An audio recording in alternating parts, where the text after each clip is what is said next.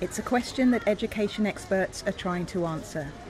How do we prepare children for a technologically advanced world where 65% of today's jobs will disappear?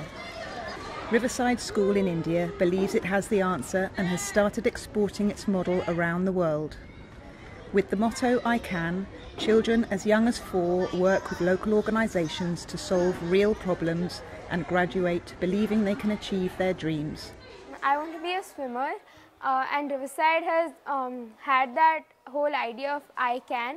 So, I don't fear of being a swimmer because, whatever I'm good at, I know I can put forth and I can give my 100% in that swimming field.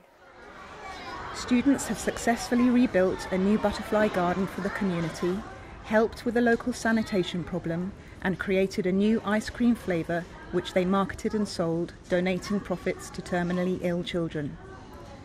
Teaching methods involve getting the pupils to experience topics firsthand. They're forced to stay in a room for 3 or 4 hours and roll incense sticks repeatedly in a dark room for 2 days. All they can have is roti, just small bread and salt. This is an extremely difficult experience for the students, and initially they resist it in a huge way.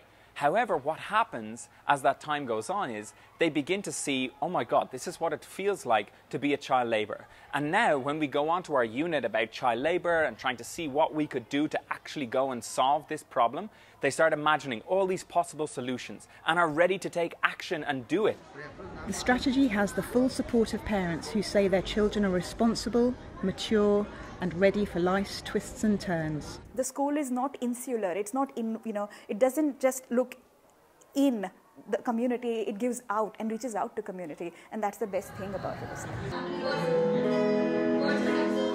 Riverside pupils have not only been successful in improving the world around them, they have also outperformed most of their peers in India for over a decade. The school is now expanding to China and is in talks with schools and governments in Jordan, Singapore, Malaysia, Israel, Lebanon and the US. This week it was held up as a blueprint for the future of education at an international government conference in the Middle East. What children need to be doing is accomplishing. They need to be finding problems that they think are important in the world and coming up with solutions and implementing those solutions.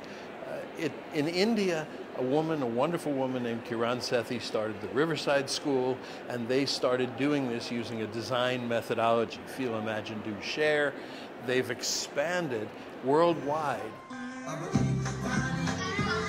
While doubters might see such a project as too local and limited to such a small community, Riverside says its principles are universal and can be easily adapted to communities around the world.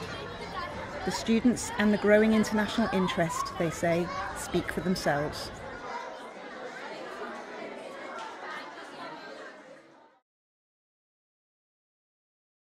I think schools have to be more creative and look at certain cognitive sciences and understand how the brain works and how we can best teach a child, not just to memorize and regurgitate something on the test, but to really embed them with the skills that they need to succeed in the future.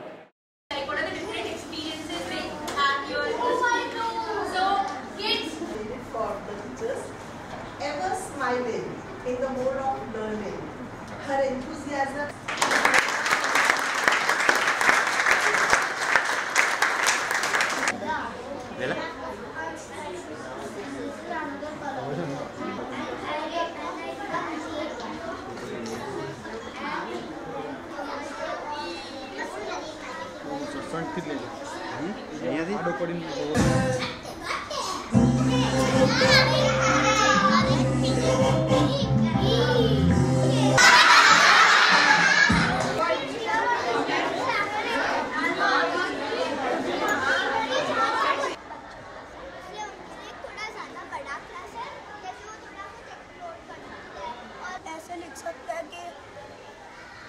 हमारा let's be all caring से हम अच्छे से care कर रहे हैं और ये सब अच्छे मैसेज कम्युनिकेशन के लिए ग्रेड 3 ने बनाया ये उन्होंने बनाया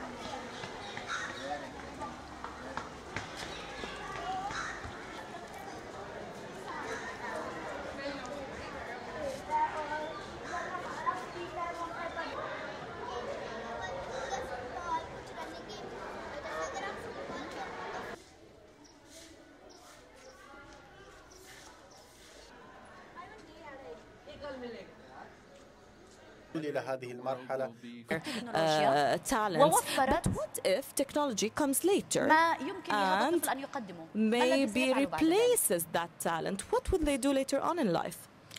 So anything that two people can do equally أنا well أعتقد can be done by a machine. أن شخص عندما يقوم بشيء جيد ورائع يمكن للآلة أن تقوم به، ولكن ما أود أن أميز بين شيء واحد وتوصيتان لكل من يرغب التغيير. غراهام وأنا أخذنا نقاشات طويلة حول مثل هذه الأمور. أنا لا أرى